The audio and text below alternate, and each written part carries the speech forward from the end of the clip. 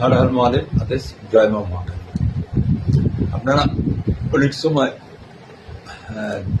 বলে থাকেন, প্রায়শই বলে থাকেন যে, বা জ্যোতিষরাও বলে থাকে, ভ্রান্ত জ্যোতিষরা বলে থাকে, যারা ছক দেখতে জানে না, যারা কিছু জানে না, বিশেষ করে কলকাতার জ্যোতিষরা তো এগুলো বলেই, ভয় দেখায় যে আপনার যা সমস্যা আসছে সব শনির থেকে আসছে, যা সমস্যা আসছে রাহুর থেকে আসছে, যা সমস্যা আসছে কেতুর থেকে আসছে।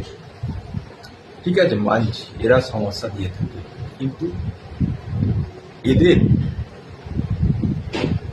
যদি দশাপতি হয়ে গিয়ে থাকে, এরা মহাদশাপতি হয়ে গিয়ে থাকে বা অন্তর্দশাপতি হয়ে গিয়ে থাকে, জন্মকুণ্ডলিতে যদি খারাপ অবস্থানে থেকে থাকে, তাহলে কিন্তু প্রবলেম ক্রিয়েট করে। অনেক সময় করে, অনেক সময় করে না, সেটা বিচার্য বিষয়। কিন্তু ব্যাপারটা হচ্ছে যে সর্বক্ষণই কি এই রাহু কেতু শনির থেকে সমস্যা আসে, এবং এই রাহু কেতু শনিকে কে কন্ট্রোল করে? দেখুন, ব্যাপারটা হচ্ছে যে রাহু কেতু শনি, ধরে নিন আপনার চোখ, আপনার চোখের পাওয়ারফুল চশমা আছে।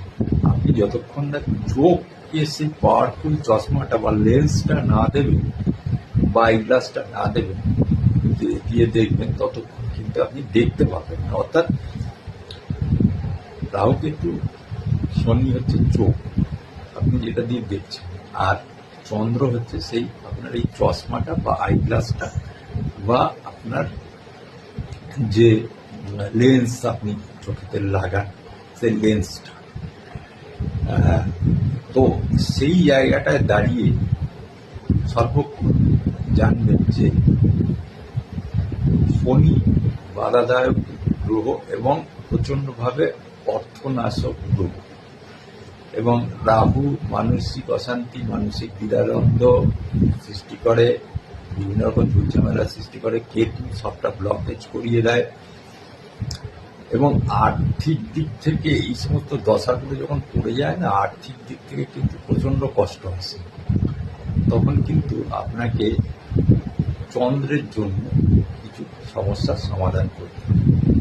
যেমন শনির সাড়ে সাতিতে অনেক ভদ্র মহাদয় জ্যোতিষ বর্গকে দেখেছি, ভদ্র মহাদয় জ্যোতিষ বর্গকে দেখেছি যে শনির উপাচার করতে দেয়।